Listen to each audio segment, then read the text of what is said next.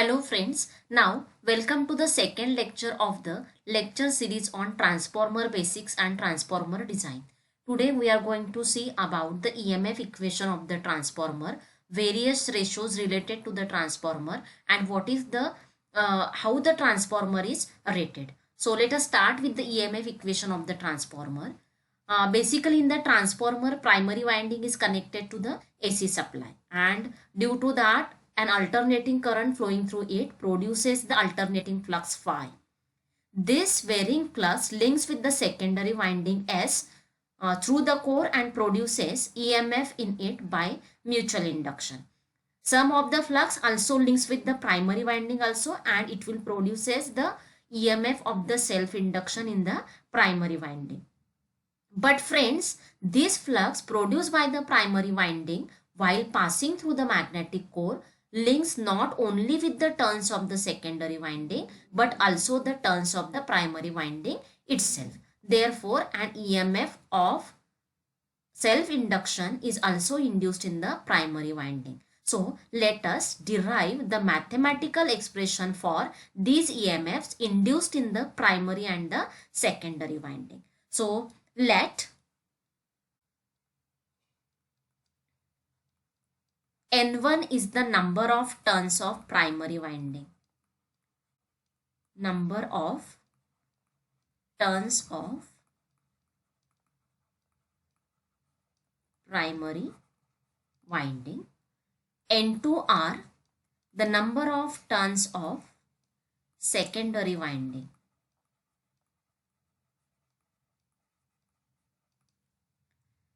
Let phi m is the maximum value of flux which is alternating in nature, which is linking with the both primary and the secondary winding in Webers. And let F is the frequency of supply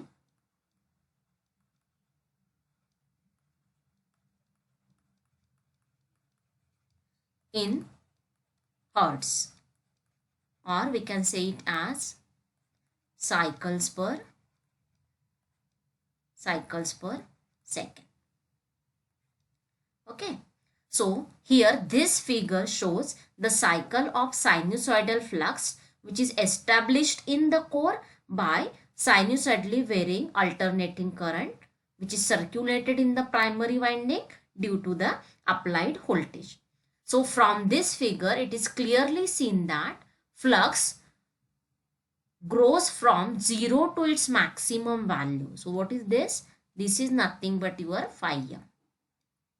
0 to the maximum value in 1/4 of the cycle, that is in time, which is equals to 1 upon 4f.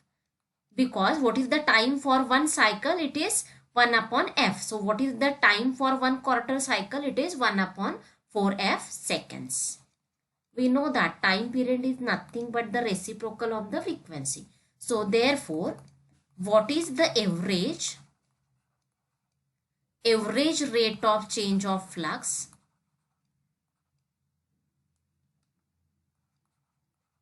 Rate of change of flux is nothing but phi m upon t.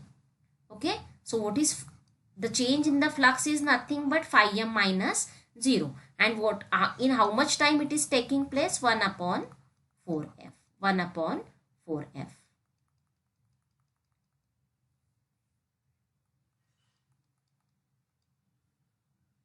Then from Faraday's law of electromagnetic induction, what is the average EMF induced in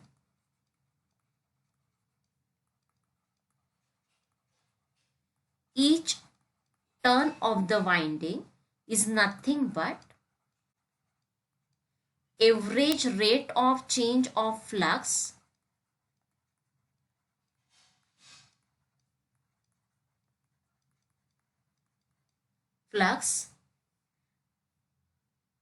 that is equals to 4 phi m F volts.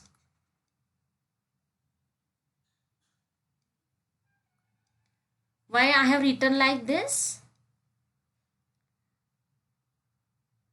Because your E is nothing but minus n d phi by dt. Why minus? Because according to Lenz's law, this EMF is opposing the cause of producing it. So it will oppose the applied voltage. So timing will not consider this minus sign. So each turns means your number of turns is equal to 1 here. So this 4F will go on the upper hand side. So it will be 4 phi m F. Since the flux is assumed to be vary sinusoidally with the time, EMF induced by it in each turn of both the winding will also be sinusoidal. Now students, we know that for sine wave, what is your form factor? Form factor is nothing but 1.11 for sine wave.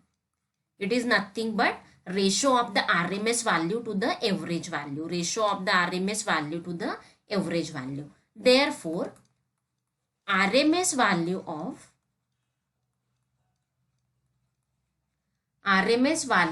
EMF induced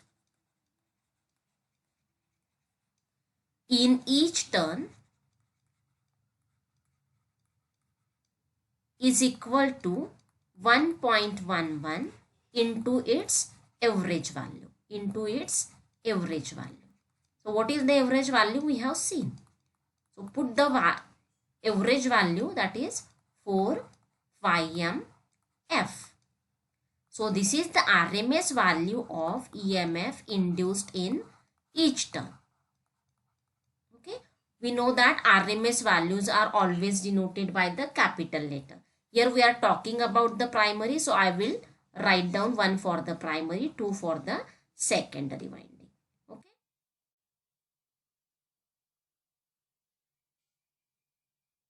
Now, if the transformer primary has n1 number of turns, therefore I can write down RMS value of EMF induced in primary winding of n1 turns equals to E1 equals to induced EMF per turn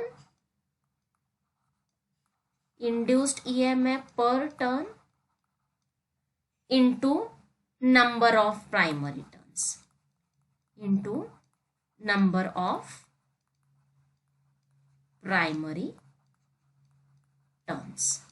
So how many number of primary turns we have assumed? N1. So therefore I can write down E1 is equal to 4.44 phi m F N1 holds.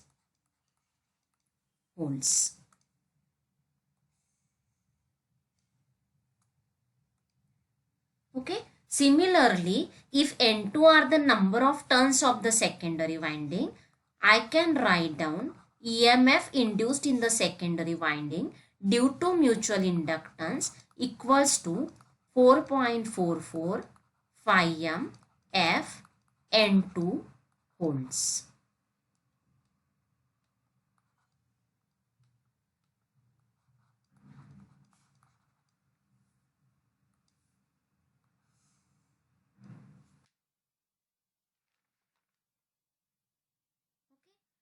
This is all about the EMF equation of the transformer. Now let us study about the voltage and current ratios of the transformer. So I have drawn the elementary transformer. This figure shows the transformer with the secondary winding connected to the load. So first of all, we'll start with the voltage ratio. We will start with the voltage ratio. So let N1 and N2 are the number of turns of primary and secondary winding respectively, and E1 and E2 are the RMS values of induced EMF in the corresponding winding. So we have studied now that E1 is equal to 4.44 phi m F N1 volts. Similarly, E2 is equal to 4.44 phi m F N2 volts. So voltage ratio is nothing but a ratio of the primary voltage to the secondary voltage. So I can write down E1 upon E2 equals to N1 upon N2 from the above equations if I take the ratios. Okay, so this is nothing but voltage ratio of the transformer or EMF ratio. So now if the voltage applied across the primary winding is V1 as shown in this figure, and the terminal voltage of the secondary winding is V2, then at no load, when your secondary is on open circuit, my V2 is approximately equals to E2. Okay. Also, if the primary current being very small under this condition, V1 is numerically almost equals to your self-induced EMF in the primary winding, that is E1. So, this above equation I can write down as E1 upon E2 equals to V1 upon V2 equals to N1 upon N2. N1 upon N2. So let us highlight this. The primary and secondary terminal voltages of a transformer are proportional to the respective number of the turns. So the ratio of the primary to secondary terminal voltage is nothing but your voltage ratio. So V1 by V2, which is approximately equals to E1 by E2, and N1 by N2 is called as the voltage ratio of the transformer. The second ratio is nothing but N1 by N2. So the ratio of the primary turns to secondary turns is known as the turns ratio of the transformer. So at no load, my voltage ratio is equals to the turns ratio. The impedance of the transformer winding being small, even at full load, we will assume the voltage ratio approximately equals to the turns ratio. Okay, so what is turns ratio? Turns, this is also equals to the turns ratio. So directly I am writing here, this is also equals to the turns ratio, because just I have said that the impedance of the transformer winding is small. So even at full load, we are assuming the voltage ratio equals to the turns ratio. Then third ratio other than voltage ratio and turns ratio, one important ratio I have to tell here, that is transformation ratio. Transformation ratio of the transformer. The ratio of the secondary voltage to the primary voltage. The ratio of the secondary voltage to the primary voltage is known as transformation ratio, and normally it is denoted by letter K. So transformation ratio K is nothing but ratio of the secondary voltage to the primary voltage. My secondary voltage is approximately equals to the secondary EMF, and primary voltage is approximately equals to the primary EMF. Also I can write down V2 upon V1 equals to E2 upon E1 equals to N2 upon N1 equals to N2 upon N1. Wait. Okay. So if, see, please listen here carefully. Now, if my K is less than 1, It means that V2 is less than V1. Means your secondary voltage is less than the primary voltage. So such type of transformer is called as step down transformer.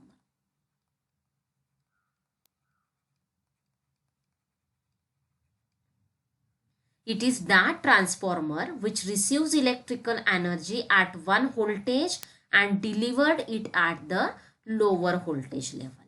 Okay. Then second point, if your K is greater than 1, that is your V2 is greater than V1, then such type of transformer is called as step up transformer. It is that transformer which receives the electrical energy at one voltage level and deliver it at the higher voltage level. Then third type of transformer, if K equals to 1, that is V2 is equal to V1. Such transformer is called as 1-to-1 transformer. 1-to-1 transformer. Such a transformer transfers electrical energy from one circuit to another circuit without any change in the voltage and its frequency also. Okay. Then fourth ratio, which is very important, it is nothing but the current ratio of the transformer. Current ratio of the transformer. Since the transformer transfers the electrical power from one circuit to another circuit very efficiently with negligible power loss. Why negligible power loss? Because in my first lecture only I have told you that transformer is a static device. There is no rotating part in this. So no more rotating losses. So transformer is a most efficient machine with negligible power loss. So I can write down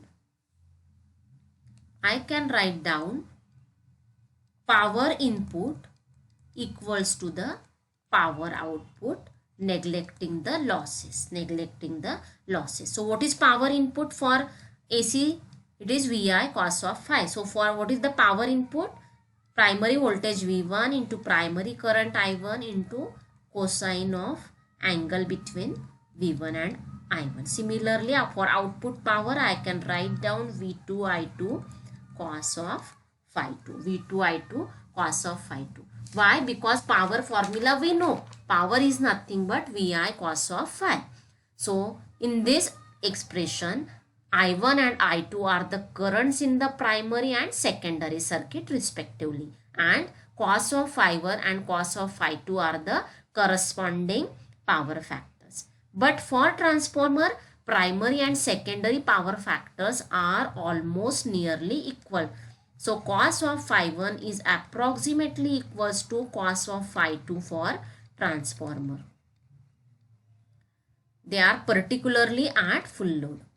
Particularly this will happen at full load.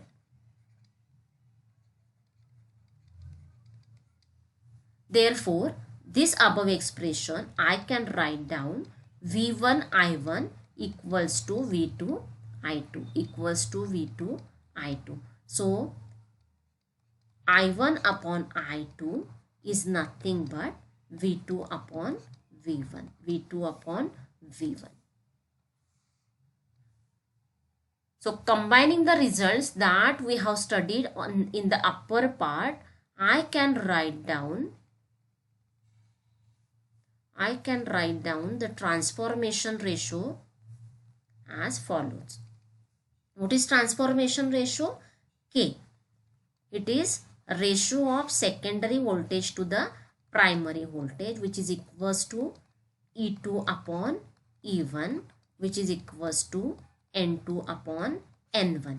But in terms of current, what is V2 upon V1? It is nothing but the primary current upon secondary current. Primary current upon secondary current. So we have combined all the ratios and written the above expression. So from this expression, it is clear that the primary and the secondary currents of the transformer are inversely proportional to respective turns and the voltages. Okay, so the next is nothing but the rating of the transformer.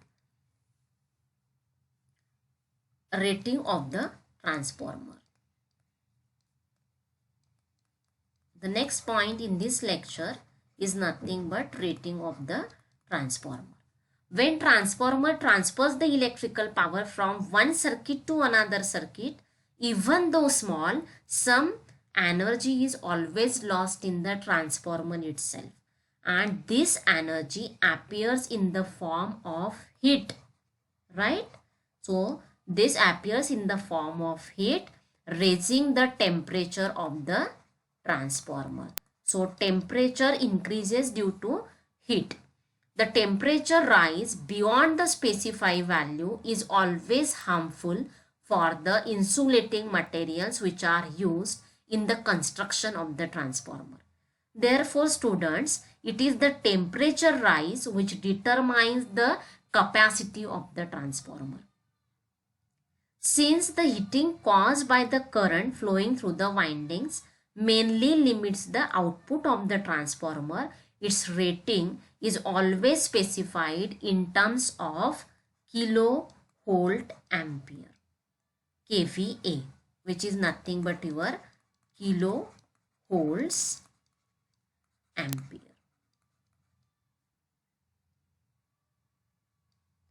This is the output corresponding to the output current giving the limiting temperature rise. Giving the limiting temperature rise. The kVA rating of the transformer can therefore defined as the kVA output which it can deliver at the rated voltage and the frequency under usual service condition without increasing or without exceeding the standard limits of the temperature rise. So our transformer we have to design such that under full load conditions the temperature rise will not be excessive. So if consider a example of a 50 Hertz 250 kVA 1100 by 230 volt transformer. This is the rated capacity of the transformer. These are the primary and secondary voltage ratings of the transformer. Okay. So at rated full load, this transformer would be delivering safely 250 kVA at 230 volt 50 Hertz. What is the lowest rating here? 230 volt. So this transformer is capable of transferring the power or capable of delivering the 250 kVA at 230 volt 50 Hertz supply. So friends, the kVA rating of the transformer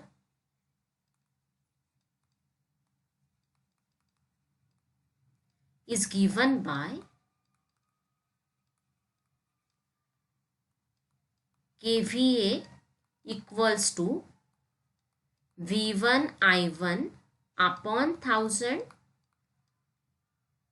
or it is also equals to V2 I2 upon 1000. Why I have divided it 1000?